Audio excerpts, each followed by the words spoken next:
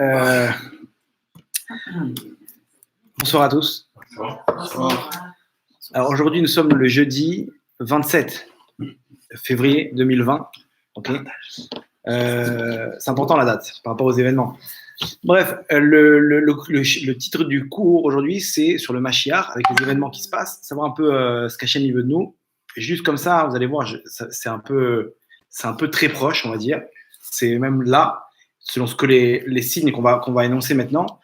La question elle est comme ça, elle dit, quand on parle, si maintenant on annonce que le Mashiach il est là, avant on espérait avec beaucoup de, comment dire, on espérait grandement qu'enfin il arrive le Mashiach. Maintenant si on annonce, ça y est, vous êtes au courant, il est là, c'est lui, machin, etc. D'un coup il y a une peur dans le ventre comme ça qui va se créer. Et les gens ils vont dire, attends, 2 secondes, est-ce qu'on est prêt, est-ce qu'on a fait ce qu'il faut, qu'est-ce qui va se passer maintenant, tout va se chambouler, etc. Donc d'un côté, on est content avant que ça arrive, mais quand ça arrive, il y a une crainte.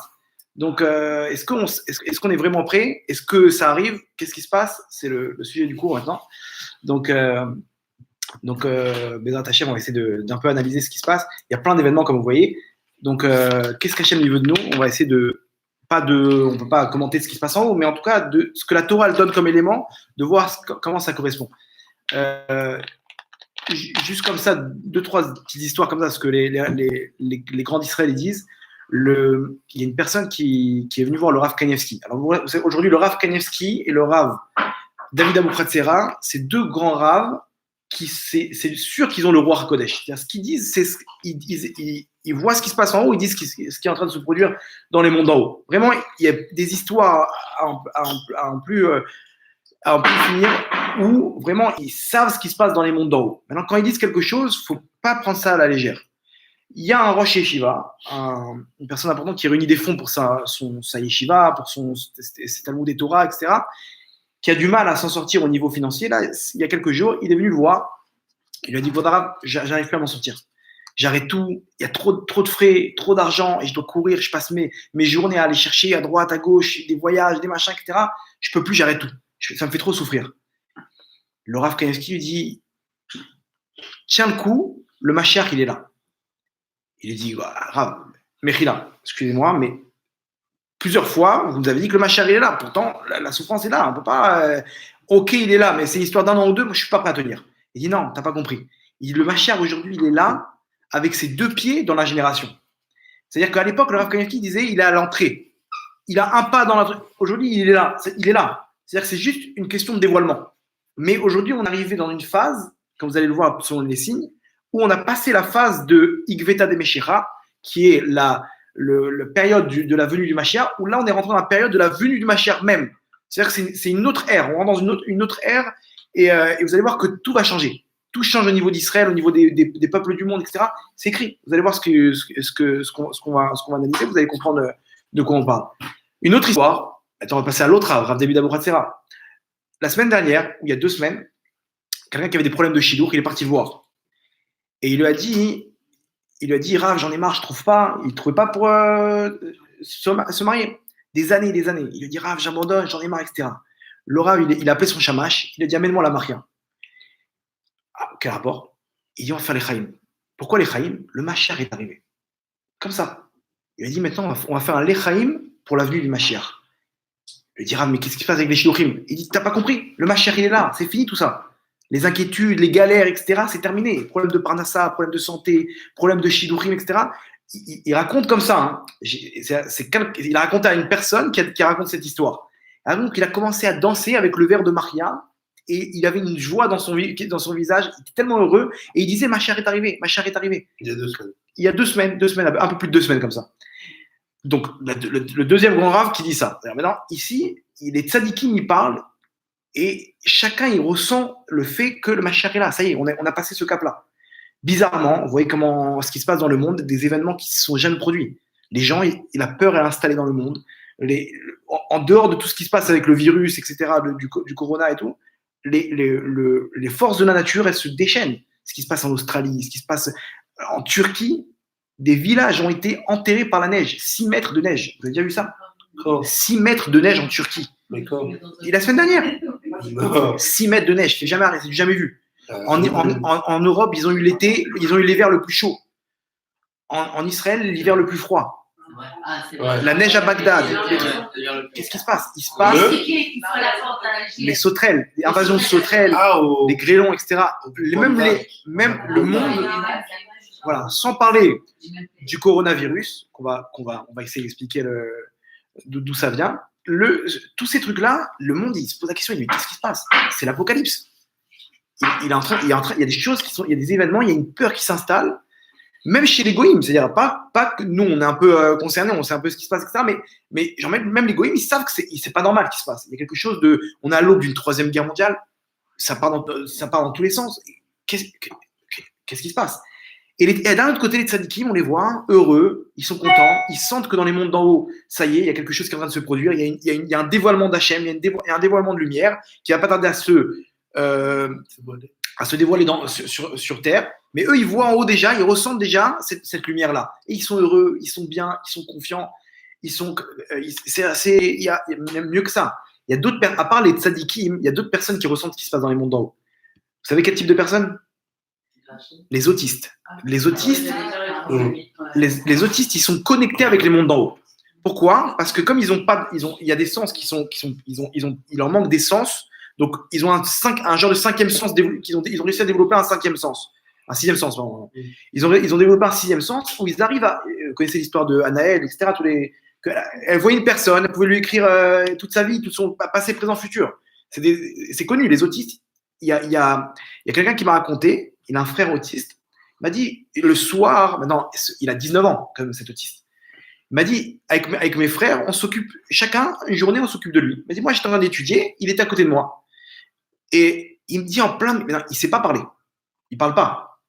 Il me dit en plein milieu, il se lève et je le vois en train de sauter et il commence à crier Mashiach, Bet Amikdash. Il dit, il le disait difficilement, mais il s'exprimait. Il me disait, il parle pas, il s'exprime pas, il dit des mots, on comprend rien. Là, il disait pas clairement, mais on comprenait qu'il criait Mashiach est là, Bet Amikdash, Mashiach. Il sautait la semaine dernière. Il ressentait les choses. C'est-à-dire qu'en haut, il y a des choses qui sont dévoilées, il y a des choses qui sont en train de se propager, et là, on est qu'au début. C'est-à-dire que là, tout commence. Maintenant, comment ça se dévoile maintenant dans ce monde-là? C'est simple. Vous allez voir ce qui se passe. J'ai ramené 2-3 midrashim. Vous allez voir, c'est incroyable. C'est-à-dire si c'est des midrashim qui datent il y a 2000 ans, qui parlent de choses qui sont en train de se produire maintenant. Vous allez voir, c'est incroyable. Comment ça s'appelle? Un dernier, entre parenthèses. À la Iloula de Baba Salé, le Rav Israël Abergel, le fils du Rav Yoram Abergel, je ne sais pas si vous avez entendu parler, il était proche, le Rav Yoram Abergel, il était très proche de Baba Salé. Et il a dit comme ça son fils. Non, à Netivot.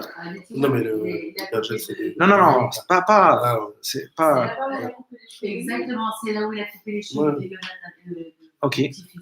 Donc, il a dit comme ça, la Iloua de Baba Salé, il a dit il y a un siman, il y a un signe que la famille de Baba Salé se transmette de père en fils, que lorsque ce signe va se révéler, c'est l'avenue du Mashiach. C'est quoi ce signe?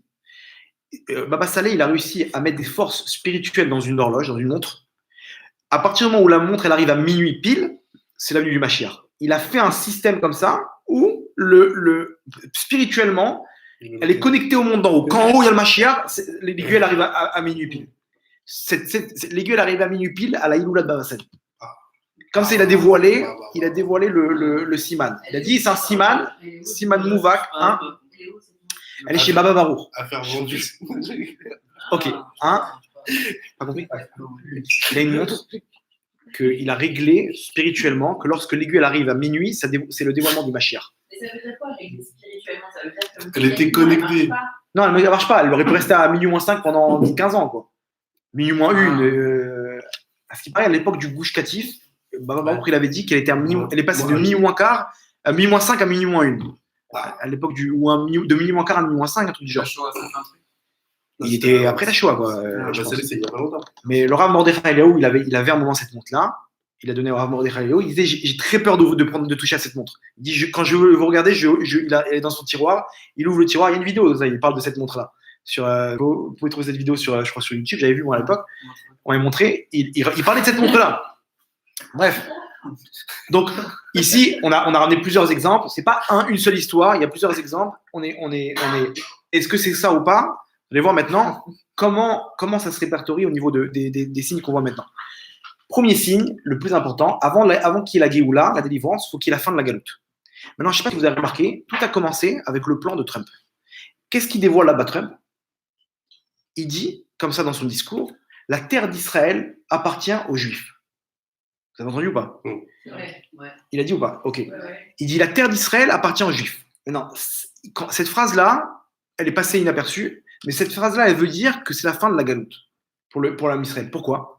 Parce que chaque représentant, chaque leader d'un pays ou d'une religion, soit, il est représenté en haut par un ange. Maintenant, l'ange de l'Occident, qui représente l'Occident, qui domine aujourd'hui, c'est-à-dire les États-Unis, ok, c'est ni plus ni moins que l'ange d'Esav.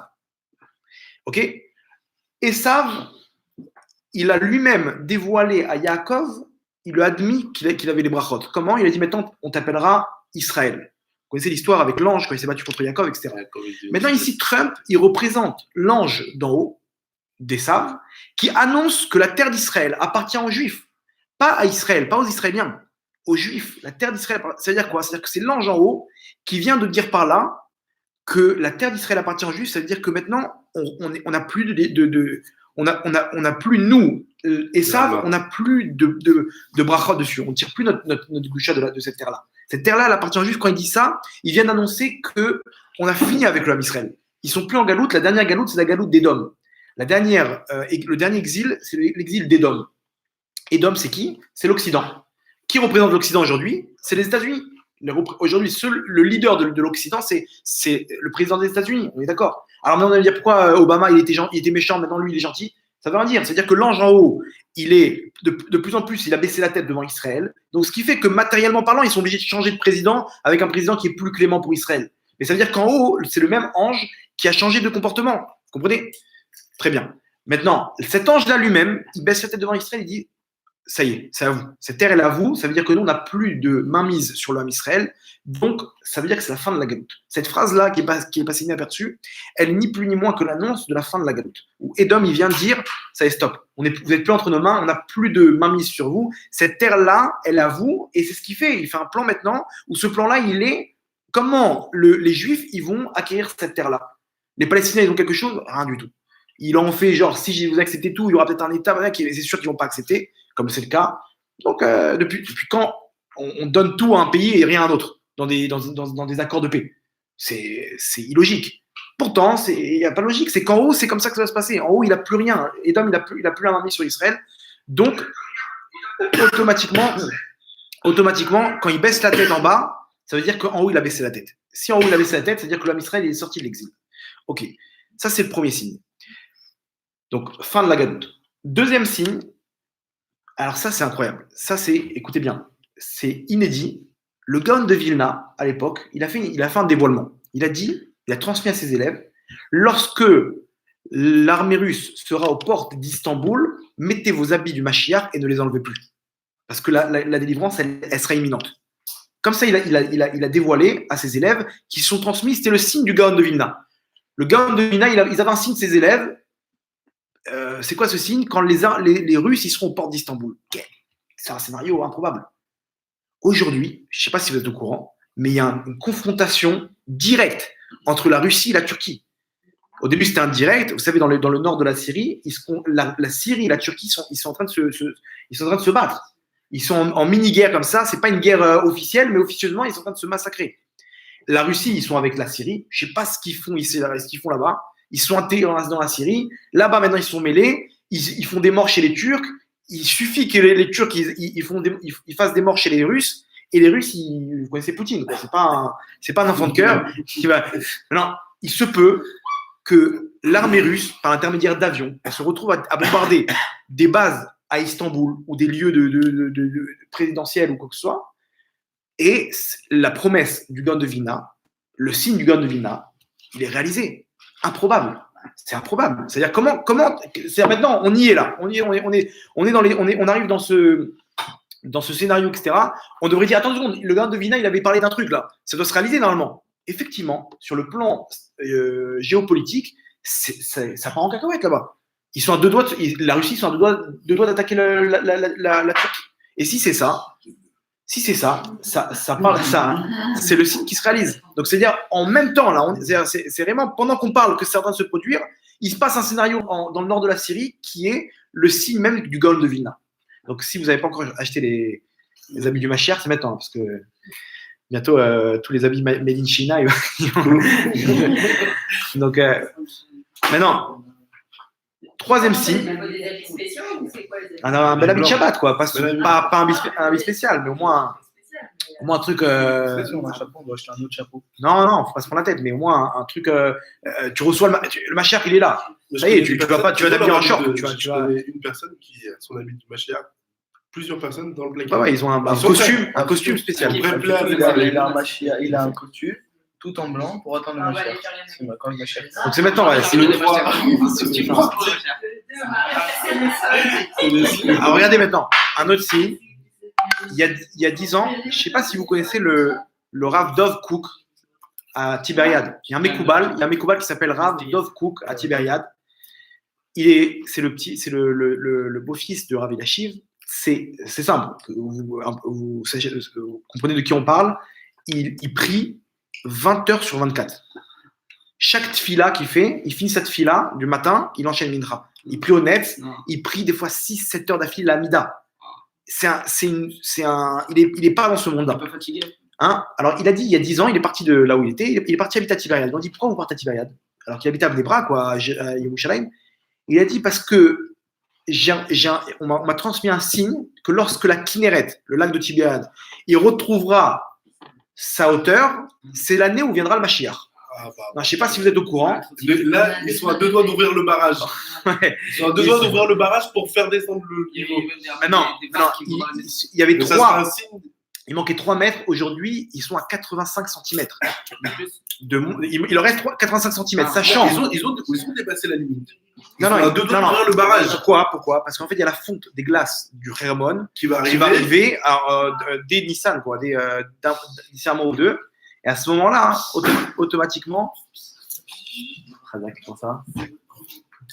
Et donc, automatiquement, le signe sera réalisé. C'est-à-dire, c'est tout, ils vont arriver à la hauteur. Ils ne sont pas encore à la hauteur, mais c'est une question d'un mois ou deux. Ok, maintenant, alors regardez, ça c'est incroyable. Otsar Midrashim, je vous ramène la source, celui qui veut voir. Otsar Midrashim, ok, édition Eisenstein, page 890. Alors, Midrashim, regardez bien le Midrash. Midrashim, c'est les Tanaïm qui ont écrit. Ok, dans les signes du Mashiach.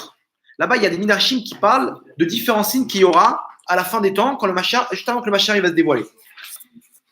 Il ramène 10 signes. Il y aura 10 signes, ok, dont le premier, on tombe sur le premier, on ne va pas les faire les 10 et tout. En plus, c'est un peu des allusions, quoi. Les trucs de sang et de machin, etc. C'est pas très compréhensible, quoi. Des trucs un peu, on va dire, c'est pas réaliste, quoi. Donc ça doit être sûrement des images ou quoi que ce soit. Mais en tout cas, regardez le premier signe. Il dit là-bas qu'il n'y aura plus de tzadikim qui vont pouvoir guider l'homme Israël. L'homme Israël, il sera un petit peu perdu. Ou Beotozman, et ce même temps, où il y aura la venue du Mashiach, En Meler Velo Nassi Israël. Il n'y aura pas de dirigeant en Israël. Ni président, ni dirigeant en Israël. Ça veut dire quoi? Ça veut dire qu'il y aura une période où il n'y aura pas de gouvernement en Israël. C'est à 2000 ans, ça? Il y a 2000 ans. Chez Neymar, qui a mis Rabbi Meshou Israël, donc il ramène un pasouk, En Meler Ven Sar, En Zevar Ven Matseva. Velo Raché Shivon Vegan Bisraël, Loroim Nemanim, donc il n'y aura pas de dirigeant, il n'y aura même pas au niveau même de spirituel, de guide. Aujourd'hui, il n'y a plus de guide. Depuis la mort du roi Yosef, chacun il a un truc. Vélo Chassidim, on va les Shem. Venin Alim Dalte Shirakim, et les portes du ciel se ferment. J'ai l'impression qu'on prie, il n'y a rien du tout. Regardez la suite. Venin Alim Shahare Parnassa avec Kalkala. Et se ferment les portes de la Parnassa et de la Kalkala. Est-ce qu'il y a des gens aujourd'hui qui ont des problèmes par ça? Tout le monde. Ok. Maintenant, les gens ils prient, il y a des choses, il y a des tsarotes, des machins. On a l'impression qu'Hachem nous a abandonnés. Il se passe des trucs, des enfants, l'eau et nous, qui partent, des jeunes, des gens qui étaient tzadikim. On entend des histoires, toutes les semaines, il y a des histoires Hachem Yerachem, on se dit, c'est pas possible. Des tzadikim qui partent, on entend du matin au soir des tsarotes comme ça, des problèmes de parnassa, et on entend à côté de ça des gens qui font pas Shabbat, ils réussissent, des gens qui volent là-bas, ils font des coups de je sais pas quoi, etc., qui réussissent. Pourquoi il n'est pas là, il n'y a pas de surveillance. Écoutez bien.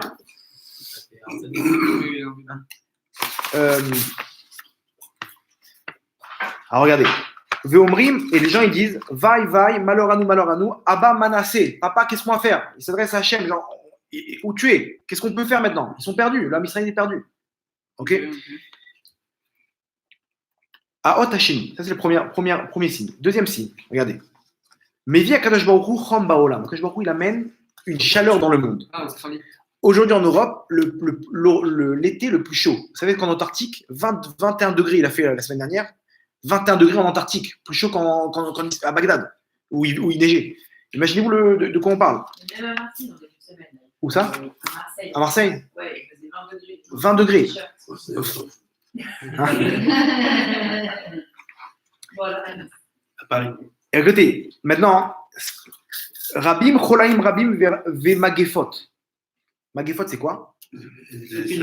Épidémie. En plus de ce chom, de cette chaleur, viendra des épidémies et des maladies. Écoutez bien, on met mitim et ils vont tuer des Meumot des peuples du monde, et les falafim bechol 1000 milliers par jour. Qui l'a tué? C'est-à-dire, c'est l'épidémie. C'est-à-dire que pendant le moment où Hachem va amener un chom, une chaleur dans le monde, il y aura des épidémies avec cette chaleur qui vont tuer des peuples du monde. Écoutez bien, Meumot haolam, 1000 milliers par jour. Pendant le temps où il n'y a pas de Nassi et de leader et de gouvernement en Israël. Hein? Non, 1000 milliers, c'est un chiffre pour dire beaucoup. Ça ne veut pas dire que pile, il y aura 1000 milliers. C'est pour dire que en gros, il y aura des milliers. Par jour. Mais non, ils ont caché les chiffres. Non, mais il y a au moins 100 corps brûlés par jour. Il y a un gouverneur. Ils disent qu'il y a 2000 morts, il y en a au moins. Il y a un gouverneur de la Chine, c'est vraiment très haut placé.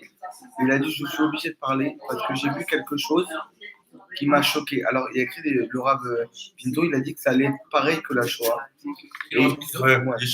Ok, il a dit. Et il a dit que ce gouverneur, il a dit que ce qu'il a vu en Chine, c'était Khadishod. Ils empilé les corps les uns sur les autres. Ils brûlaient les corps. À ce qui paraît, il gâche les chiffres. Bref, mais non, mais c'est que le début là maintenant. Non, ils brûlent tous les Ils jours. brûlent parce qu'ils veulent pas que l'économie elle saute. Ils veulent pas que l'économie. À ce qui paraît, c'est des milliers par jour. D'accord. Alors regardez. Écoutez maintenant, donc ça, regardez ce qu'il y a écrit. Meumot haolam, des peuples du monde. Ah, tu vois ce que tu m'as dit. Des peuples du monde. Que la fin de en un an, c'est possible que 70% de la population mondiale part. Entre 40 et 70%. Alors regardez, maintenant, ils disent. Ça dit Christin. Qu'est-ce qu'il a dit? Ça va s'arrêter après, ça va reprendre. D'accord. Il y a un tzaddik caché, il a dit que quand ils ont posé la question, il a dit pendant 2 semaines ça va se calmer et après ça va revenir et ça va raser la Chine. C'est ce qu'il a dit. À ce qui paraît, ça s'est calmé un petit peu en Chine là, selon ce qu'ils disent. Donc on verra. En tout cas, voilà. En tout cas, bref. Maintenant, il cite du peuple du monde. Alors regardez la suite. Là, ça fait un peu peur. Vekol Rechaim Shebe Israël Metim. Et tous les Rechaim d'Israël meurent. C'est-à-dire, pendant ce temps-là, que les peuples, c'est-à-dire qu'en gros, il y aura un tri dans le monde. Il y aura des peuples du monde qui vont mourir, parmi les peuples du monde qui vont mourir, des milliers par jour, et des Rechaim du Ham Israël qui vont. Il y aura un tri. Il y aura un tri en Israël aussi, malheureusement, où les Rechaim, ils vont aussi faire partie de cette épidémie. Hachivku, Veitsaku, Oilanu, Anan Eler, Ve'anan Ivrar, je sais qu'ils vont pleurer, qu'ils vont crier où est-ce qu'on peut aller, où est-ce qu'on peut fuir. Vous avez vu ce qui se passe maintenant? Ils ont fermé les aéroports presque. Les trucs. Ouais, c'est-à-dire qu'on va arriver dans une situation où on ne peut même plus fuir. C'est exactement ce qui se passe. Ah, maintenant, Veim Tomar, Echinatku Tzadikim. Maintenant, si vous dites comment ils vont faire les Tzadikim, écoutez bien, Akadosh Baruch Hu Yaselaim Refoua. Akadosh Baruch Hu, il va les guérir. C'est-à-dire qu'il se peut qu'il y en a qui vont être contaminés, mais vous avez vu qu'il y en a qui guérissent de ça. Il y en a qui guérissent de ça. Comme la grippe. Akadosh Baruch Hu, il va les guérir. Maintenant, on finit, regardez le truc. Ici, il nous donne une petite astuce qu'on va développer tout à l'heure. Rappelez-vous bien de ça. Je crois que c'est le jus de citron. Ok, maintenant, Otashlishi, regardez le troisième signe, c'est quoi? Akadosh Baruch Hu morid tal shel dam. Akadosh Baruch Hu, il descend la rosée de sang. Ve'yirae leumot haolam kumo ma'im. Il va sembler au peuple du monde comme de l'eau, ça va ressembler à de l'eau. Ok? Veishtu, ils vont boire de cette eau. Veyamutu, ils vont mourir. Nous, non? Ve'af riché Israël, même les Réchaïm du Ham Israël, écoutez bien, de qui on parle? Amitia Hashim Minageoula, ceux qui désespèrent de la délivrance. C'est-à-dire ici, on ne parle pas ceux qui font des Averot, ceux qui font des mitzvot, on parle ceux qui vont. À l'encontre. Non, ceux qui ne croient plus en la délivrance d'Hachem. Les gauchos. Hein? Écoutez bien, ça veut dire quoi? Si le mec c'est un rachat et qui croit en la délivrance, alors oui, il sera délivré, il sera sauvé. Ouais. Rappelez-vous bien de ce signe, tout à l'heure on va le développer. Ouais, vous avez vu le Midrash? Ça c'est 3 signes, je ne sais pas c'est quoi, vous avez vu une rosée de sang, c'est un peu, abstrait quoi. Peut-être ça représente quelque chose, mais je ne vois pas comment. On va comprendre. Voilà. Maintenant, donc, le Midrash, il est clair. Vous avez vu, il n'y aura pas de truc et il n'y aura pas de gouvernement. Pendant ce moment-là, comme il dit le Midrash, il n'y aura pas de leader en Israël. Ça veut dire là, lundi, il y a les élections. Vous voulez mon avis? Il n'y aura pas d'élection. Oh non. Hein? C'est pour ça que j'ai dit la date au début. On vient voir que c'est avant la date des élections. Il y aura personne qui va être pris, genre. Maintenant, regardez. Pourquoi? Regardez la suite. Regardez la suite. Le Tikkun HaZohar, donc maintenant on rentre dans le Zohar. Le Zohar, Tikkun Zohar Yiyud, il dit comme ça. Il dit que le Erev Rav, c'est Erev Rav, je vais vous les présenter juste après. Vous allez voir c'est qui. En gros, c'est ceux qui font partie du Ham Israël, mais qui ont un rôle de détruire le Ham Israël, à l'intérieur du Ham Israël. Ok? En gros, eux, ils vont dominer, comme ça il y a écrit dans le Tikkun HaZohar, 70 ans avant la venue du Mashiach, le Ham Israël. Ceux qui domineront. C'est-à-dire qu'aujourd'hui, vous voyez bien que le gouvernement, même s'ils sont sympathiques, Bibi, etc., mais en tout cas, ils font. Si ça les arrange, ils sont pour la religion. Si ça les arrange pas, qu'on arrête la Torah, ils sont pas. Ça veut dire que Bibi, c'est un des. Pas forcément. Mais Ouais, c'est pas lui qui dirige, il y a le Bagatz au-dessus de lui, etc. Mais en tout cas, ici, 70 ans, ils vont diriger. Après 70 ans, ils perdent l'autorisation d'en haut de diriger. Combien de temps il a été créé l'État d'Israël? 70 ans. 72 ans. Ça veut dire quoi? Qu'il y a 2 ans, ils ont perdu l'autorisation qu'ils avaient d'en haut de diriger le Ham Israël. Aujourd'hui, maintenant, donc arrivé aux élections, quand ils viennent pour se réélire, pour réélire un nouveau truc, ça passe pas. Combien? Une fois, 2 fois, 3, on est à la 3e fois. C'est inédit. Et entre nous, même s'il y avait des élections, vous croyez qu'ils vont réussir à monter un gouvernement? Les sondages sont les mêmes. C'est-à-dire qu'ils vont arriver au même point mort. Le Rav Kadouri, comme j'ai raconté juste avant le cours, le Rav Kadouri, un jour, avant que Bibi Netanyahou il monte au pouvoir, il était plus ministre. Il avait une période comme ça, il était sorti de la vie politique. Il est passé il était à Jérusalem, il est passé à côté du Rav Kadouri. Là-bas, il y avait Rav Benayahu Shmueli, qui l'a vu, il lui a dit vous voulez rentrer voir Rav Kadouri pour une bracha? Il a dit si possible, bien sûr. Il est rentré. Le Rav Kadouri lui a dit avant de partir, il sache que tu redeviendras Premier ministre et c'est toi qui donnera le flambeau au Mashiach. C'est-à-dire que tu seras le dernier Premier ministre avant le Mashiach. Comme ça, il lui dit. Le Rav Kadouri. Comme ça, il a dit le Rav Benayahu Shmueli, il a dit, j'étais là pendant le truc. C'est-à-dire qu'aujourd'hui, même si il y a des élections, il n'y aura pas d'élections. Mais même si il y a des élections, les sondages sont les mêmes. Ils n'arriveront pas à monter un gouvernement. Ils n'arriveront pas, surtout qu'en plus, il a, comment il s'appelle, Netanyahou, il a un acte d'accusation. C'est-à-dire qu'il se peut qu'il sorte de la vie politique. Donc, c'est-à-dire qu'il est obligé de transmettre le flambeau maintenant. Vous comprenez? Sinon, c'est. Bref. La Gemara Sanhedrin, Sadikret, elle dit comme ça. Sadikret 98. Elle dit comme ça. Ils ont demandé les élèves de Rabbi Yossi ben Kisma, ils ont dit, Kvodarav, dites-nous, quand va venir le Mashiach? Donnez-nous un signe. Il lui dit non, je ne vais pas vous dire, parce que si je vous dis, vous allez me dire. Non, il a dit dites-nous quand il va venir le Mashiach. Il a dit je ne vais pas vous dire parce que vous allez me demander un signe. Et il lui dit non, t'inquiète pas, on te demandera pas de signe. Il dit alors je vous dis. Il dit quand ils vont construire le char, l'entrée, une muraille, l'entrée d'une muraille, on appelle ça un char. La première fois, la deuxième fois, ils vont pas réussir à construire la 3e fois que viendra le Mashiach. Voilà le signe qu'il donne. Rashi dit quoi? Il dit la 3e fois. 3e fois, Pam Shlichit, ils n'arriveront pas avant qu'ils construisent ce char-là la 3e fois. Le char Romi, je crois qu'il dit là-bas. Ok? Il viendra avant qu'ils arrivent à construire ce 3e char-là, viendra le Mashiach. Maintenant, le gouvernement aujourd'hui, il est basé sur les règles comment ça s'appelle, l'Empire ottoman, etc. C'est des trucs sur les règles goy, romaines, goïm, c'est-à-dire de l'Occident. C'est-à-dire le char roumi, ça fait référence au gouvernement qui est basé sur ces règles-là, de Rome, de l'Occident. La troisième fois, avant qu'ils arrivent à le construire, c'est un signe qui est incompréhensible.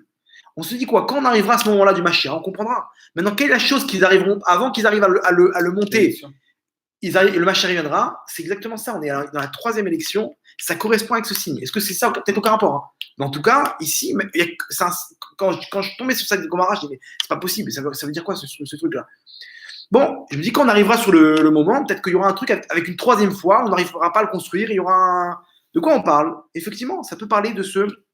Mashiach, alors il vient dans la semaine qui vient, dans les 10 jours à venir. Ou qu'il y ait des élections, qu'ils n'arrivent pas à construire le gouvernement. Les dernières élections, ils ont mis 2 mois avant de repartir sur les troisièmes élections. C'est-à-dire que ça a pris 2-3 mois avant qu'ils essayent de monter le gouvernement. Mais Donc il peut y avoir du rab encore. Bref. C'est un chéni, là, les troisième élections. D'accord. Maintenant, peut-être que ça peut être reporté. Ouais. Si c'est reporté, ils n'arrivent pas à le faire, ces élections. Vous savez comment c'est reporté? C'est simple. Demain, ils apprennent qu'il y a plusieurs contaminés, là, des Sud-Coréens là, qui sont venus. Ils apprennent qu'il y a plusieurs contaminés israéliens. Les gens, ils sortent plus de chez eux. C'est fini. Comme en Italie, aujourd'hui, les gens, ils sortent plus de chez eux. En Corée du Sud, les gens, ils sortent plus de chez eux. Demain, pendant les élections, les gens, ils sortent plus de chez eux, ils annulent les élections. On reporte au mois prochain. C'est fou. À Lyon, il y avait un match là, de foot. Ils ont fait venir 3000 supporters d'Italie. Ouais. T'as entendu? Oui, ils ont annulé tout, les Non, supporters. Ils n'ont pas annulé. Ah, ils n'ont pas annulé. Ils sont venus 3000 supporters Ouais. sans. Voilà, aujourd'hui en Israël, et il y a une qui était en Italie qui est revenue, qui est contaminée. Donc, ouais, une aujourd'hui en Israël qui est revenue d'Italie, qui est contaminée. Maintenant, allez savoir dans l'avion avec qui elle était. Dans l'avion, il n'y a pas de fenêtre. C'est-à-dire, elle éternue, le virus, il tourne dans toute l'avion. Vous voyez, Pardon pour ceux qui doivent voyager bientôt. En tout cas, imaginez-vous le truc. Maintenant, les gens, ils ne sortent pas de chez eux. Ils ont fait un sondage. Hein? Bon, mais ça t'achète. Maintenant, aujourd'hui, ils ont fait un sondage qu'il y a près de 400 000 personnes qui hésitent à aller voter. Imaginez-vous. Donc, rappelez-vous. C'est pour ça que j'ai donné la date au début du cours, pour vous rappeler que ce n'était pas après le cours. Maintenant, regardez. Vous êtes là? Ah, c'est actif hein, ce soir. C'est un beau. Hein? Bref, maintenant, regardez. Maintenant, on va arriver au corona. Vous n'avez pas peur. Regardez ce qui se passe. Maintenant, au niveau de la... Là, je ne sais pas si c'est de quoi, on est à l'aube d'une 3e guerre mondiale. Il y a quelqu'un qui m'a dit, qui est proche de plusieurs trucs de renseignement, etc. Il m'a dit que regardez, alors, en fait, je l'explique comment ça marche. Il y a la semaine dernière, il y a 10 jours, un grand général de l'armée de l'air est venu prendre une bracha chez le Rav Kanievski. Maintenant, c'était quoi la bracha? Ils ont prévu une grosse attaque, ok, et ils ont peur que les Russes y ripostent. Maintenant, c'est quoi l'histoire? Les Russes, ils ont ramené du matériel électronique, d'espionnage, etc., qu'ils ont ramené pour eux. Maintenant, les Syriens, ils utilisent ce matériel russe, parce qu'il est placé dans des bases de l'armée syrienne, et ils profitent pour utiliser ce matériel qui brouille les systèmes, même jusqu'en Israël. Maintenant, l'armée israélienne, elle a monté une opération pour détruire ce système-là. Maintenant, c'est un système qui appartient aux Russes. C'est-à-dire, c'est comme s'ils bombardaient la Russie maintenant, s'ils font ça. Ils ont demandé ce général a demandé une bracha au Rav Kanievski pour que cette opération elle réussisse. Pas, elle va réussir, mais qu'il n'y ait pas de riposte, que ça ne parte pas en cacahuète, en gros. Maintenant, cette opération, elle s'est pas produite encore. Pourquoi? Parce qu'à cause de ce qui se passe à Gaza. Maintenant, regarde ce qui se passe. Bizarrement, les politiciens, qu'est-ce qu'ils disent? Ils parlent combien ils vont attaquer Gaza, combien ils vont attaquer le Sud, combien ils vont attaquer le djihad islamique. Et là-bas, le ministre de la Défense, il parle. Et bien évidemment, vous aurez une surprise. Depuis quand tu dévoiles tes plans d'attaque? Si tu veux attaquer, tu n'as pas intérêt à dévoiler tes plans. Tu vas attaquer, tu attaques en surprise. Et je ne serais pas étonné qu'ils attaquent le jour des élections pour bien leur faire une surprise. Maintenant, pourquoi ils font ça? Parce qu'ils voulaient détourner tous les regards vers le Sud. Parce que le plus intéressant, c'était le Nord. Maintenant, si jamais... Comment ils font pour pouvoir attaquer? Ils détournent les regards des journalistes du monde vers le Sud, vers Gaza, pour pouvoir avoir le champ libre dans le Nord. Genre, on n'est pas occupé avec le Nord. Nous, c'est Gaza qui nous importe, c'est eux qui nous saoulent, etc. Mais en fait, tout ça, c'est pour faire une diversion, pour attaquer le Nord. Malheureusement, cette attaque-là, elle a été reportée, elle n'a pas eu lieu, mais c'est pour vous dire à quel niveau on est, que tout peut partir, une étincelle, et tout part en cacahuète. Pire que ça, vous allez voir. Aujourd'hui, les Russes, ils disent des rumeurs que c'est les États-Unis qui ont mis ce virus, coronavirus. Une attaque bactériologique pour défoncer l'économie chinoise. Mais c'est mondial. Voilà. Maintenant, pourquoi? Parce que c'est qui les deux pays les plus touchés? La Chine et la Russie. La Chine et l'Iran. Ah, il est lent. Et l'Iran. Là, j'ai entendu, il m'a dit quelqu'un, il y a plus de 3000 morts qui cachent. Et là-bas, il n'y a pas de. Le vice-ministre de la Santé, il est touché. Imaginez-vous le. Maintenant, attends, à qui ça intéresse cette histoire? Les États-Unis. La Chine, ils ont perdu leur économie. Et l'Iran, ils sont tout commence, ils sont en train de tout perdre. Donc la Russie, imaginez-vous si ça c'est vérifié, à la minute même, la Chine, ils liquident les New York, etc., avec des bombes nucléaires. S'ils apprennent qu'ils voient que c'est une bombe, c'est une attaque bactériologique, les ripostes, elles se font directement. Vous comprenez, c'est pas un autre scénario. C'est l'Iran qui a fabriqué ce virus et qui s'est dit que pour frapper les États-Unis, on n'a qu'à frapper la Chine et montrer que c'est les États-Unis qui ont fait ça, en mettant ça même chez nous, pour que la Chine riposte contre les États-Unis, et à ce moment-là, on s'est débarrassé des États-Unis. C'est le scénario, imaginez-vous, il peut y avoir, on a deux doigts d'une guerre nucléaire. Il se peut, hein, stable. C'est des gens qui jugent les caves et routes. Bref, bon, ça c'est très bien. Passons au coronavirus. Maintenant, qu'est-ce qui se passe? C'est quoi cette histoire? D'un coup, un virus comme ça qui envahit le monde et qui frappe certains pays. On a l'impression que ces pays-là, ça rentre dans l'intérêt d'Israël. Je ne sais pas si vous êtes d'accord avec moi. Vous allez voir. Maintenant, le grand perdant de cette histoire, c'est qui? Je pose une question. C'est qui le grand perdant de cette histoire du coronavirus? Ok, d'accord. Mais plus. C'est Israël. le grand perdant? L'Iran. Non. Le grand perdant de cette histoire, écoutez bien, Monaco. c'est le Yetzer Hara. Ah. C'est le Yetzer Hara. Pourquoi? Vous allez voir. Ici, à Kadosh Baruch Hu, il est en train de frapper les forces du mal. Comme il y a eu en Égypte, pendant les 10 plaies, il y a marqué que les Hatid Lavo, à la fin des temps, Kadosh Baruch Hu, il va remettre 10 plaies pour frapper les peuples du monde, pour libérer le Ham Israël. Écoutez bien, c'est-à-dire que, là, en fait, il faut que vous compreniez, la sortie d'Égypte, elle est calquée, ce qui est Metzetra Mitzrayim, Arenu Niflaot. Donc, il fait là. Les gazelles, il y a marqué qui Metzetra Mitzrayim, Arenu Niflaot. Comme la sortie d'Égypte, tu me montreras tes merveilles. Tu me montreras des merveilles. C'est-à-dire que la délivrance finale, elle est calquée sur la sortie d'Égypte. Ce qui s'est passé à la sortie d'Égypte, ça se passera à la fin des temps. Ça veut dire quoi? On va arriver à un niveau où on va être spectateur de la défaite des Goïms, de tous ceux qui ont fait du mal à Israël. Qui est frappé par ce virus-là? La Chine, vous allez voir bientôt la Chine, ce que ça représente. L'Iran, incroyable. L'Iran, ils sont frappés, c'est-à-dire le vice-ministre de la Santé, il est frappé. Il se peut qu'il a contaminé des mecs du Parlement, voire l'ayatollah. C'est-à-dire qu'il se peut que dans 2-3 semaines, l'histoire est terminée. Sans avion, Hachem, il n'a pas besoin de salle, il n'a pas besoin de F-35, il n'a pas besoin de système de laser, etc. Hachem, il peut venir, il a une armée d'un petit microbe qu'on voit même pas à l'œil nu, il peut descendre tout un pays, toute une économie, tout un comment ça s'appelle, toute une population.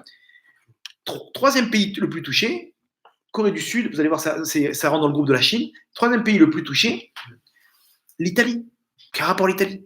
Alors, faut savoir qu'en Italie, les forces du mal, elles sont générées en Italie. Le Vatican toute la Avodah Zarah, ils sont en Italie. Vous savez que les ustensiles du Beth Amikdash, une partie des ustensiles, ils sont cachés dans les caves du Vatican. Les écrits, des écrits du Rambam, du Harizal, etc., ils sont là-bas dans la bibliothèque du Vatican. Ils ont tout caché, les trucs, les secrets de la Torah, incroyables, que jusqu'à aujourd'hui, rien du tout. De quoi on parle? Le juif qui voit, il n'est pas assez. Voilà, Mina Shamaim, parce qu'aujourd'hui, ils auraient fait un musée de ces ustensiles-là. Ils auraient fait un musée aujourd'hui de la Menorah, etc. Badaï que c'est Mina Shamaim, mais techniquement, il y a des forces du bien qui sont capturées au cœur même de la Touma et de la Avodah Zarah qui est représentée par le Vatican. Donc, Hachem Itapou, en Italie, au nord de l'Italie, où il y a le Vatican. C'est-à-dire qu'il se peut que l'ayatollah il saute et le pape aussi. Imaginez-vous de quoi on parle. Bref. C'est un fou, il embrasse les pieds. Maintenant, pourquoi le Yetzer Hara, c'est lui qui est touché? Écoutez bien. Aujourd'hui, Hachem, il frappe l'économie mondiale. Le cœur de l'économie mondiale, il est où? Chine et Corée du Sud. Ça veut dire qu'aujourd'hui, n'importe quel iPhone ou Samsung, c'est les deux appareils les plus répandus. Ils sont fabriqués ou en Chine ou en Corée du Sud. Samsung, c'est Corée du Sud, ok. Nokia, tous ces trucs-là, tous les appareils électroniques aujourd'hui, ils sont frappés. C'est-à-dire que c'est là-bas que ça sort. La mode, d'où ça sort, made in China, ok, ça sort de Chine, les fringues, etc. Vous allez me dire, ok, mais c'est quoi le problème? Vous allez voir c'est quoi le problème. C'est qu'aujourd'hui, on n'arrive pas à se rendre compte combien on est esclave en Égypte. Aujourd'hui, on est esclave de la société. La société, elle nous fait manger, elle nous fait gober ce qu'elle veut. Qu'est-ce qu'on doit acheter? Qu'est-ce qu'on doit regarder? Qu'est-ce qu'on doit manger? Où on doit aller en vacances, etc. La Thaïlande, c'est le lieu le plus prisé des touristes israéliens. Il y a 10 000 touristes aujourd'hui qui attendent de rentrer en Israël. Ils sont bloqués. Ils peuvent pas, il n'y a pas d'avion. Ils ne veulent pas envoyer les avions là-bas. Il n'y a aucune hôtesse de l'air qui veut, aucun pilote qui veut prendre le risque, etc. La Thaïlande, elle est bloquée. La Chine, elle est bloquée. Hachem, il a vidé la Chine de juifs. Imaginez-vous. Maintenant, à côté de ça, les gens, ils ont peur de sortir. Ils ont peur de prendre l'avion. Les gens ne sortent plus. Il n'y a plus. Ils ont annulé le festival de Rio, le carnaval de Rio. Le jour même, tout était prêt. Ils ont annulé le carnaval de Rio. Carnaval de Rio, vous imaginez que c'est les soirées de Touma à gogo. Ok, danseuse brésilienne, etc. C'est pas, ils vont pas faire des chants, des soirées Teilim et Afrachatrala. Bref, maintenant, ils annulent les vols. Les gens, ils partent plus en Thaïlande. Vous comprenez bien qu'en Thaïlande, là-bas, les gens, pour quelques centimes, le mec, faire une soirée avec une prostituée pour quelques centimes. Là-bas, ils fument ce qu'ils veulent, ils mangent ce qu'ils veulent, etc. Hachem et Hachem, dans quel Touma les Juifs, ils sont là-bas? Vous êtes d'accord avec moi que si maintenant, on les empêche d'aller en Thaïlande, la Touma dans le monde, elle descend. Imaginez-vous de quoi on parle. Les hôtels, les Pessars prévus en Toscane, Pessars en machin, Pessars en... Reste en Israël. Hachem, il veut tout le monde pour la nuit du Mashiach maintenant. Arrêtez de partir. Vous avez quoi là-bas? Vous avez quoi avec Madrid, avec Toscane, avec Pessars, je ne sais pas où? Hachem, il veut tous ses enfants en Israël, à la maison pour la nuit du Mashiach. Arrêtez de partir parce que quand ça viendra, il se peut que Gog ou Magog commence et à ce moment-là, ça va être très dur de revenir en Israël. Donc maintenant, ici, Hachem, il veut tous ses enfants avec lui pour que tout le monde puisse participer à cette fête de la nuit du Mashiach. Il n'y a pas comment ça s'appelle, de Pessah, c'est ici. Maintenant, la mode, tous ces trucs-là, tout vient de Chine. L'économie mondiale, elle vient de là-bas. Les gens, ils sont fous, ils sont malades, comme la Vodazara de l'argent. Le business, etc. Ce monde-là, c'est l'esclave des temps modernes. Paro des temps modernes, c'est ce monde matériel. Les gens, ils sont fous de la matérialité. Ils veulent chercher tout le temps des plaisirs. Il faut comprendre qu'il y a une différence entre le bonheur et un plaisir. C'est quoi la différence? On va dire quoi? Si j'ai un plaisir, je suis heureux. Non. Tu peux manger une bonne viande, un bon restaurant, tu vas avoir un plaisir. Est-ce que ça va te rendre heureux? Non. Temporairement, oui, tu vas kiffer, etc. Tu vas rentrer chez toi, tu vas oublier, tu vas digérer. Le mec, il va retourner dans le vide dans lequel il était. Partir en vacances, il va revenir dans son train-train quotidien, il va oublier son Pessah en Toscane. Il va partir. Un moment de plaisir, c'est un genre de bonheur faux. C'est du vent. Le mec, le vrai plaisir, c'est un plaisir de la Neshama.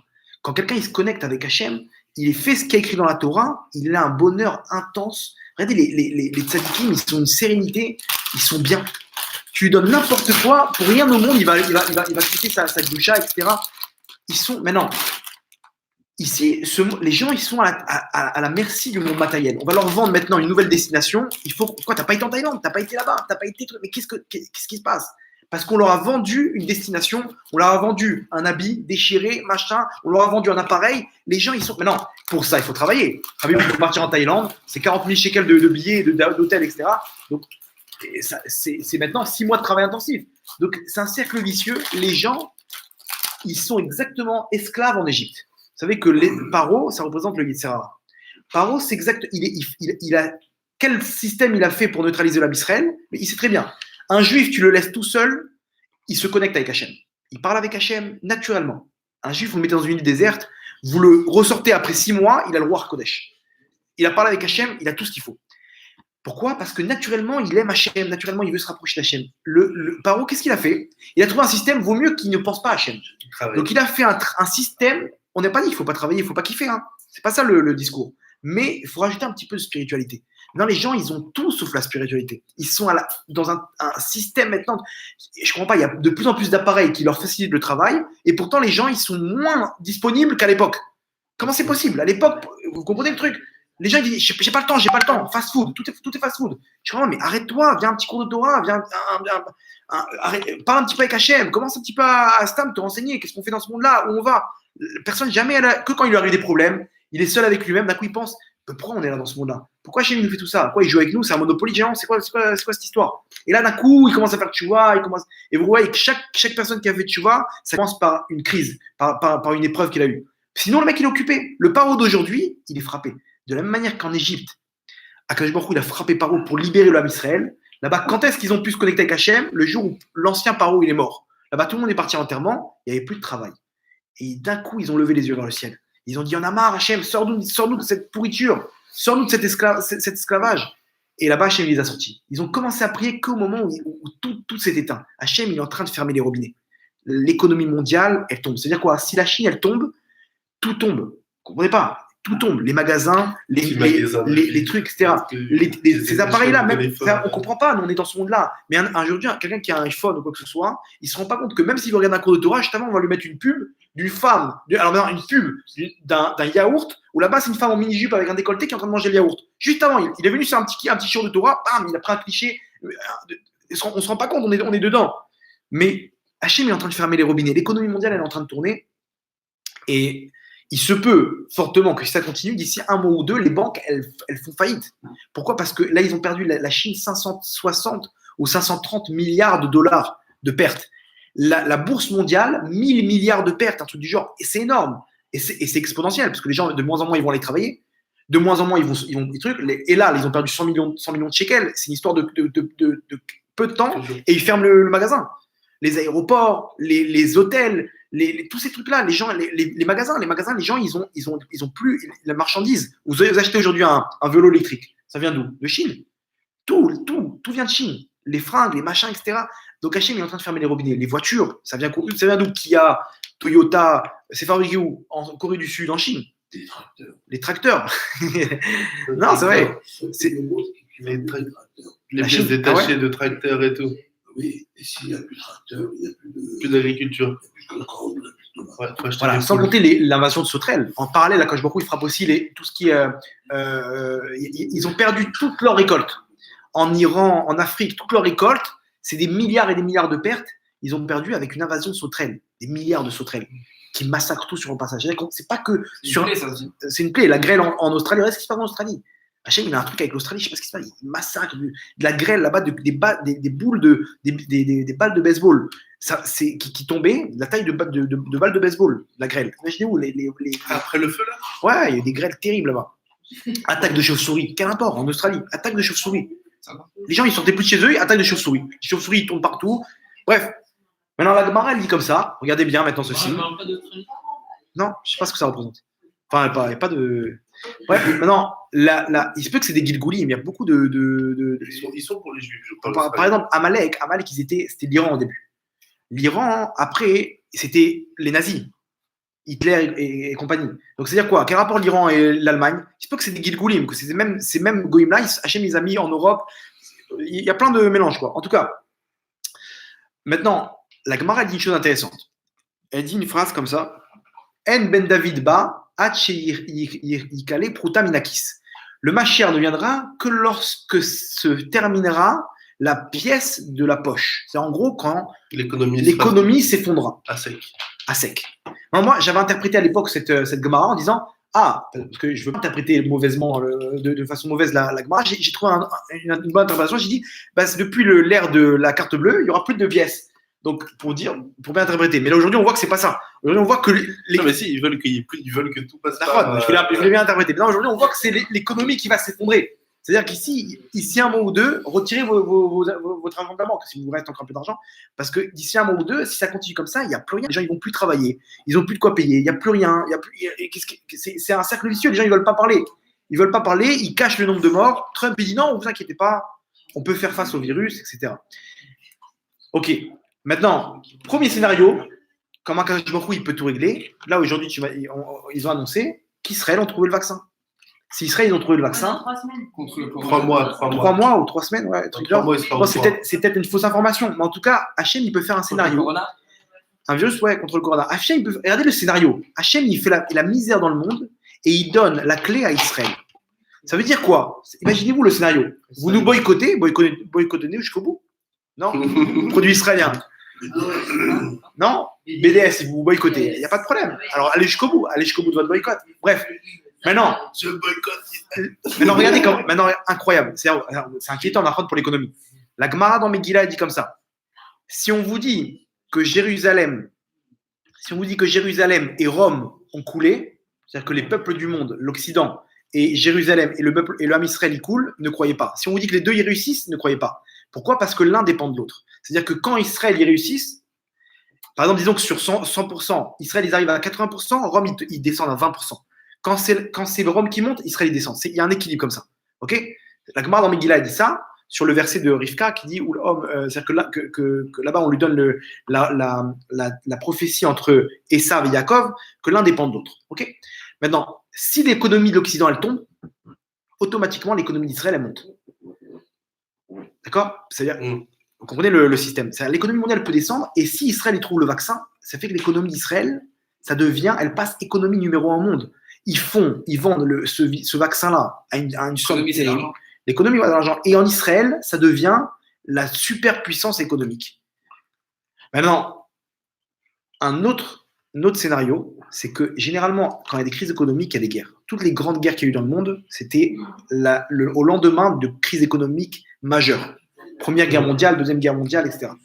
Maintenant, il se peut que les gens, ils n'ont plus rien à perdre. Quand est-ce que les gens ils veulent faire la guerre? Quand ils n'ont plus rien à perdre. Mais quand tout se passe bien, le mec, il n'a pas envie de perdre sa place, il n'a pas envie de mort, etc. Il n'a pas envie d'entrer en guerre. Mais quand tout part en cacahuète, alors à ce moment-là, les gens, ils ont la main plus facile pour déclencher la guerre. Peut-être que là, les Arabes, ils veulent se réveiller. Aussi. Maintenant, il se peut que même, imaginez-vous, le Hezbollah, etc., il se peut qu'ils soient contaminés cela aussi. Hachem, il peut régler le problème du monde, tous les ennemis d'Israël en un instant. Maintenant, ils ont l'antidote Israël, ils ont le vaccin. Très bien. Vous voulez le Hezbollah, le vaccin, déposez les armes, il n'y a pas de problème. En échange des armes. Vous voulez le Hamas, le vaccin, déposez les armes. Vous comprenez comment Hachem, il peut donner sans passer par Tsahal. Sans passer par Tsahal, par F-35, rien du tout. Hachem, il te dit, il est en train de nous dire, je suis là. Je suis en train de frapper les peuples du monde. Maintenant, on va voir. Le Ham Israël, est-ce qu'il va être protégé ou pas? On a vu tout à l'heure, rappelez-vous d'un truc, ceux qui désespèrent de la délivrance. Je connais quelqu'un, un rave, qui est très proche d'un tzaddik nistar, un tzaddik caché, qui voit tout ce qui se passe dans les mondes d'en haut. Il lui a dit comme ça. Il m'a raconté, sa voix est tremblée quand il m'a raconté. Il m'a dit comme ça. Je lui ai dit, qu'est-ce qui se passe en ce moment? Il m'a dit, depuis Rosh Chodesh Adar jusqu'à Pessah, dans le ciel, il y a un Et Ratson énorme. C'est-à-dire un moment de grâce énorme dans le ciel pour la venue du Mashiach. Il dit, par contre, si jamais on n'y arrive pas, je ne sais pas s'il y aura un autre moment comme ça pour l'homme Israël.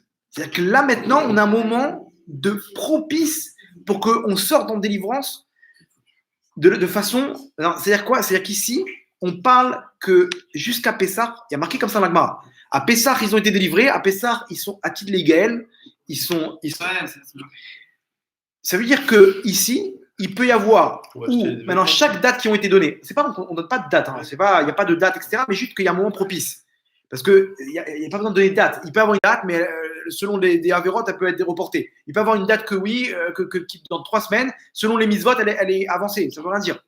Maintenant, chaque date, malheureusement, où le Ham Israël, c'est un moment propice, si jamais il ne sort pas en Géoula, c'est une accusation. Et malheureusement, il y a des malheurs qui arrivent. Ça veut dire quoi?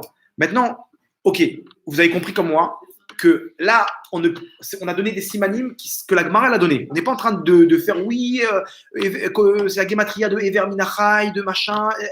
On n'est pas dans ce truc-là. On a donné des trucs de la Gemara. On ne s'occupe pas des peuples du monde. On s'occupe, qu'est-ce que ça veut dire pour Israël? Maintenant, Akadosh Baruch Hu, il est en train de délivrer le Ham Israël. On y est. C'est une question de délivrance. La Géoula, elle est là. On est dedans. On est en plein dedans. Comme on a expliqué au début, comme les signes le démontrent. Comment être prêt? Alors, regardez, je vais vous expliquer un petit truc comment ça marche. Selon le Harizal, comme ça, il explique. Regardez comment c'est fort. Le Harizal, il explique comme ça dans Shar Psukim, Parashat Vayera. Il dit comme ça. Akadosh Baruch Hu, il a frappé l'Égypte et Paro, donc, qui représentent aujourd'hui les forces du mal. Paro, c'est le représentant des forces du mal aujourd'hui aussi. Il les a frappés avec 10 coups. Maintenant, pourquoi 10 coups? Pourquoi 10 plaies? ça représente 10 sphirotes. Vous savez que dans les forces du bien, ils sont divisés en 10 sphères. Keter, Chorma, Bina, bon, bref, tout ce truc-là, ceux qui connaissent un petit peu, c'est 10 sphères. C'est comme la lumière d'Hachem, elle est divisée en 10 différentes lumières. Ok?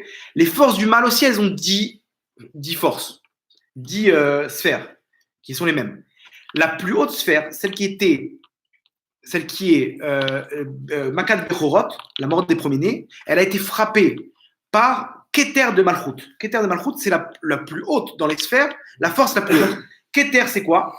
Ça représente la couronne. Ces forces-là, elles sont à l'image d'un homme, ok? Ou Keter, c'est cet emplacement. Là, on met la couronne. Keter, ça veut dire la couronne. Ok? C'est là où on met les tefilines. Keter, c'est quoi? La couronne, ok? Comment il s'appelle ce virus? Corona. C'est quoi Corona? Couronne. Pourquoi couronne? Parce que ce virus, il attaque en forme de couronne. L'aspect de ce virus-là, il a un aspect de couronne. C'est-à-dire qu'ici, Hachem, il nous fait une allusion, c'est le Keter qui est en train de frapper. Maintenant, bizarrement, c'est la délivrance en Égypte, elle s'est passée avec le Keter, cette force-là, qui est venue donner le coup final aux forces du mal pour pouvoir laisser le Ham Israël partir. Parce que le Ham Israël, tant que les forces du mal n'étaient pas frappées, ils étaient pris au piège spirituellement.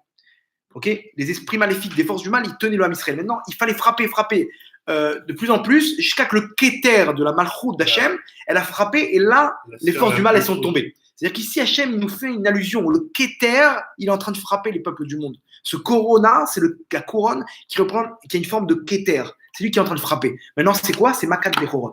Makat Bechorot, c'est la mort des premiers-nés. C'est ce qu'on est en train de dire. C'est qui les premiers-nés aujourd'hui? C'est le pape, c'est l'ayatollah, c'est tous ceux qui font du mal à Israël. Hachem est en train de frapper les premiers-nés, tous ceux qui ont fait du mal à Israël. Il est en train de frapper les uns après les autres, juste après le Rocher. La plaie du Rocher, c'est l'obscurité.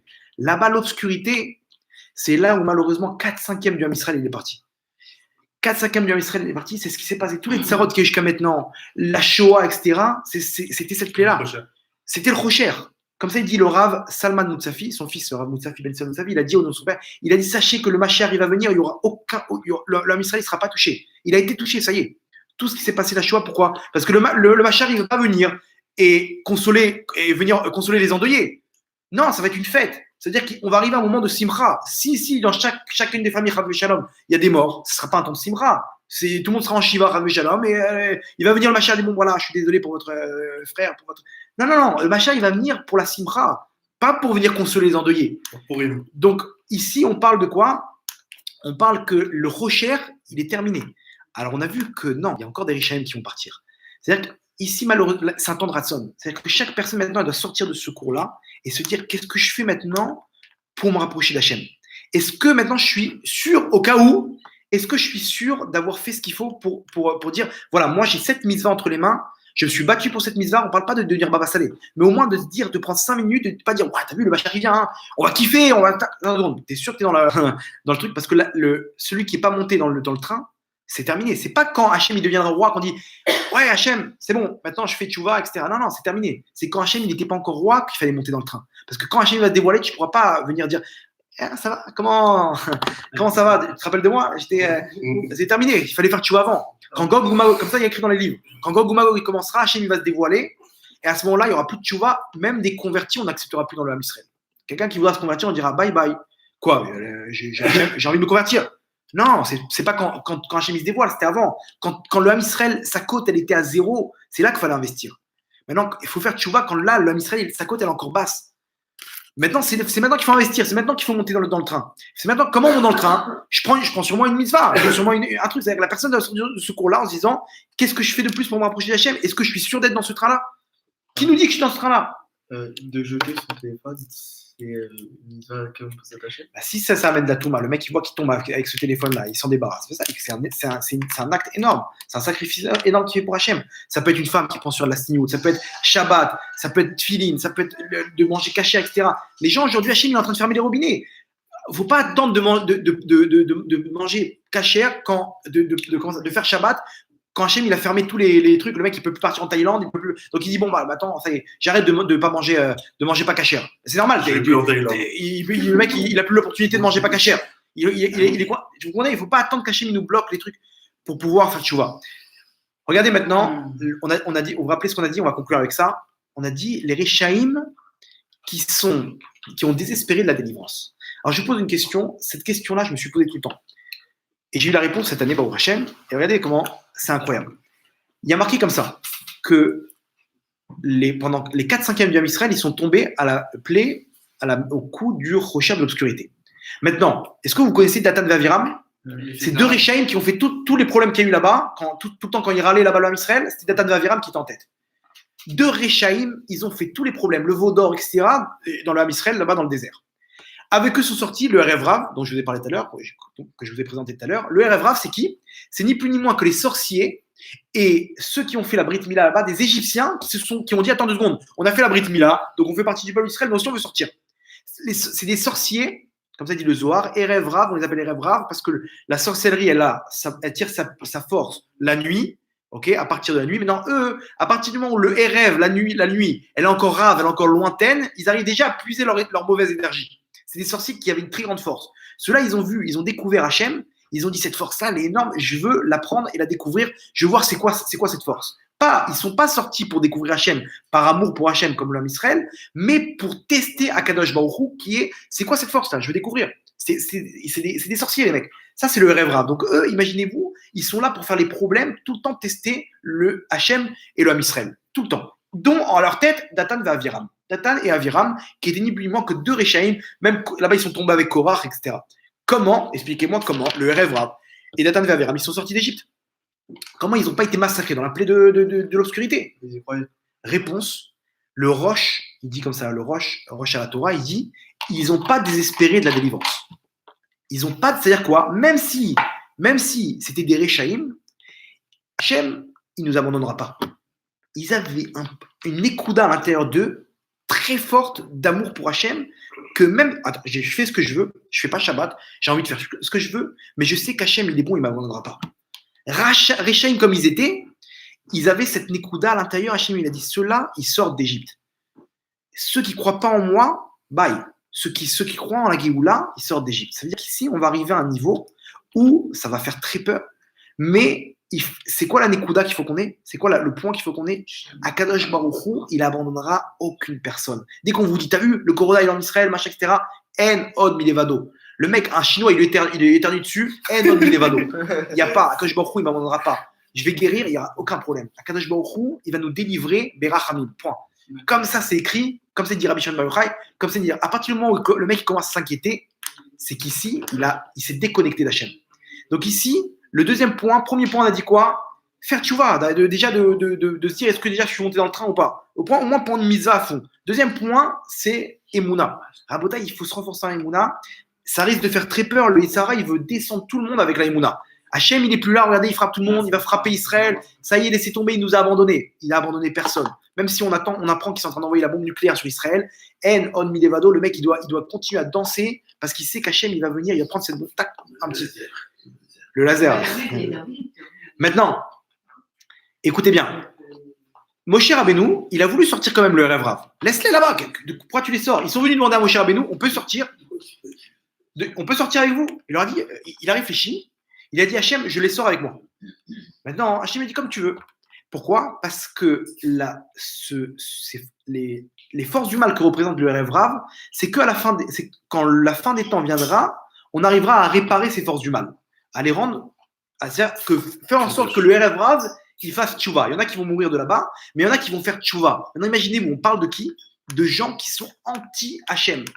Ils sont tout le temps là pour tester Hachem et sa Torah et faire du mal au Ham Israël. Comme on voit aujourd'hui, tout ce qui se passe là-bas, vous voyez des pancartes là-bas, Lieberman et compagnie, le bus il fonctionnera à Shabbat, les Haredim, il faut les sortir de. T'as rien à faire dans ta vie. T'as rien à faire pour t'occuper des Haredim. Quelque chose aujourd'hui, il dit ça sur les Arabes, non mais tout le monde dit rien, enfin personne ne parle, etc. Bref, maintenant, il y en a là-bas, ils vont faire tchouva. Il y a des gens là-bas, et quand ils feront tchouva, ça sera la dernière étape, c'est quand le Revra, ils feront tchouva. Moshe Rabbeinu, il a tenté le coup. Il a dit pourquoi ne pas les sortir maintenant et leur faire leur tikkun et les réparer ceux-là. Malheureusement, ils ont retourné l'homme Israël avec le veau d'or, à tel point que quand Moshe Rabbeinu, il est venu pour sortir de l'eau de la roche, du rocher, là-bas ils ont dit arrête, Moshe, je t'en prie là. Quoi, Hachem, il peut que d'un rocher sortir l'eau? Fais-nous sortir l'eau de tous les rochers. Il leur a dit, vous n'en avez pas marre de vous révolter contre Hachem? Il s'est un peu énervé, il a frappé le rocher. Écoutez bien la suite. L'eau, elle est sortie de tous les rochers. Hachem, il a dit, puisque tu as réduit la sanctification de mon nom, tu ne rentreras pas en Israël. Ça veut dire quoi? Ici, Hachem, il était du côté du rêve Rav. Pourquoi tu fais ça, Hachem? Pourquoi tu fais sortir de l'eau tous les rochers? Tu leur as donné raison. Oui, Akadosh Baruch Hu, écoutez bien, pourquoi c'est la dernière réparation, le rêve Rav? Parce que eux, qu'est-ce qu'ils demandent? Ils disent, on ne veut pas voir Hachem dans sa médiocrité. On veut voir Hachem dans toute sa splendeur. Si tu nous sors que Hachem il sort de l'eau d'un seul rocher, c'est médiocre. On veut voir des niflaot, des missim beniflaot. La sortie d'Égypte, c'était bien, mais c'est médiocre. On veut voir des merveilles. Ça veut dire qu'à la fin des temps, on va arriver à un niveau, Akadosh Baruch Hu, il va faire des merveilles au Ham Israël, ou même le rêvera, ils vont dire quoi? Eh, notre Midevado, nous aussi, on veut faire tchouva. Nous aussi, on veut faire tchouva. Nous aussi, on veut écouter un cours de Torah. Nous aussi, on veut mettre les tefillin. Hein? Non, avant, leur tchouva, elle va rien valoir. Pourquoi? Parce qu'ils vont voir dire la lumière d'Hachem. Mais ce sera leur seul tikkun, c'est quand ils vont voir toutes ces merveilles. Maintenant, que quelqu'un qui fait tchouva dans l'obscurité, ça a beaucoup plus de valeur. C'est le jackpot. Que quand, maintenant, Hachem il s'est dévoilé. Mais eux, leur tikkun, c'est que quand ils vont voir Hachem dans toute sa splendeur. Il y a marqué Ar Enu Niflaot, Nun Plaot. Nun Plaot, c'est 50 fois plus de merveilles qu'il y a eu en Égypte. Le Midrash, il raconte là-bas, il dit qu'on va oublier la sortie d'Égypte. Il donne un exemple, comme quelqu'un qui s'est fait mordre par un chien et qui s'est battu contre lui, un pitbull, etc. Il a réussi à s'en sortir. Et on raconte l'histoire, tout le temps, il y aura l'anecdote comme ça, comment il a réussi à sortir du chien, etc., de se sauver du chien. Un jour, il est rentré, il a fait un safari en savane, dans la savane en Afrique du Sud, et là-bas, il s'est fait attraper par un lion, et il a réussi à se défendre, et il a réussi à le terrasser, et Baruch Hashem, il raconte son histoire. Maintenant, quand il va raconter une histoire, il va raconter l'histoire du lion ou du chien? Le lion, pourquoi? Parce que l'histoire du chien ne vaut plus rien. Tu sais quoi? Je me suis battu avec un lion. Me battre avec un chien, c'est sympathique, c'était sympa à l'époque. On va oublier la sortie d'Égypte parce que les merveilles qu'il y aura temps, ça sera plus grand que les merveilles qu'il y a eu à la sortie d'Égypte. Pourquoi? Parce qu'il n'y a que à ce moment-là qu'ils vont dire ouais, si c'est ça, Kadosh Baruch Hu, moi aussi je vais monter dans le train. Même ceux qui sont anti-Torah, ils vont voir là, comment Hachem il est là, il élève le Ham Israël, il leur donne la force, il leur donne la Torah, etc. Et les peuples du monde ils descendent, etc. Hachem il les frappe. Et ils voient comment les mecs ils sont touchés, il y en a une qui a été guérie en Israël, vous savez, du corona. Il y en a une qui a été guérie. C'est-à-dire quoi? Une Israélienne est sortie ils l'ont libérée de l'hôpital. Enfin, je ne sais pas s'ils l'ont libérée encore parce qu'ils font des tests. Hein? Il y en a un, il n'est pas parti dans la croisière là-bas. Pourquoi? Parce qu'ils lui ont dit. Il voulait manger cachère. Il n'y avait pas de bateau repas cachère et ils ont dit alors j'annule. Il n'a pas été touché par le truc. Et une autre là-bas, elle est sortie, elle a été guérie. Pourquoi? Parce que là-bas, elle a mis des boîtes de thon avec elle et des machins comme ça pour ne pas manger pas cachère là-bas. Donc, c'est évident, Hachem est en train de se dévoiler. À nous de prendre la main d'Hachem. Hachem, il dit Afti et très ma Hachem. C'est-à-dire que tout ce qu'on a vu jusqu'à maintenant, il est où Hachem? Quoi, toute cette sarote, etc., il nous a abandonnés. C'était là qu'il fallait tous les problèmes de parassa, etc., les problèmes de santé, tout ce qui se passe aujourd'hui, il faut se renforcer, se dire Akadosh Baruch Hu, il nous aime. Akadosh Baruch Hu, il ne nous abandonnera pas et ne jamais désespérer de la Géoula parce qu'Hachem, maintenant, il va prendre les choses en main. Et malheur à celui qui n'est pas sur le côté d'Hachem. Et heureux, il sera celui qui a choisi Akadosh Baruch Hu. Parce que quand Hachem il retrouvera sa couronne, il redeviendra roi. Alors là, je peux vous dire que chaque chose qu'on a fait pour Hachem, surtout dans l'obscurité, quand rien nous montrait qu'Hachem existait, quand rien nous montrait qu'Hachem il va mort. Au contraire, le mec, il a pris sur lui le Maaser, il s'est fait éclater dans la parassa. Il a pris sur lui le Shabbat, il a le problème dans son couple. Il a pris sur lui. Et je comprends pas, combien d'histoires comme ça, je sais même pas quoi leur répondre. Le mec, il me dit, j'ai le problème de parassa. Il me dit, pourtant, j'étais à une soirée, il y avait tous mes copains, ils font pas Shabbat, ils cartonnent dans la parassa. Et ils m'ont dit, et toi, alors, comment ça marche les affaires? Il m'a dit, pour pas faire honte à Hachem, j'ai dit tout se passe bien. Alors que le mec, il est à 2 doigts de fermer son entreprise. Et c'est le seul qui fait Shabbat du truc. Il m'a dit pour pas qu'ils disent t'as vu ça, il fait Shabbat et pourtant. Regardez, donc, il m'a dit qu'est-ce que je réponds à ça? Je lui ai dit t'inquiète pas, ressaisis-toi parce que bientôt, on leur souhaite pas, on leur souhaite qu'ils fassent Shabbat ces gens-là. Mais bientôt, Hachem, ceux qui étaient avec lui, il va les récompenser. Et quand Hachem il paye, c'est cash. C'est pas made in China, etc. C'est du vrai. C'est pas de l'imitation. Le Yitzhara, il paye en imitation avec des faux billets. Hachem, quand il paye, c'est bientôt Raboutaï. Donc, qu'est-ce qu'il nous reste à faire? À crier sur tous les toits, faites tchouva, renforcez-vous. C'est maintenant ou jamais. Après, ce sera trop tard. Faites tchouva maintenant, tant qu'il est encore temps, tant que cette action, on peut l'acheter.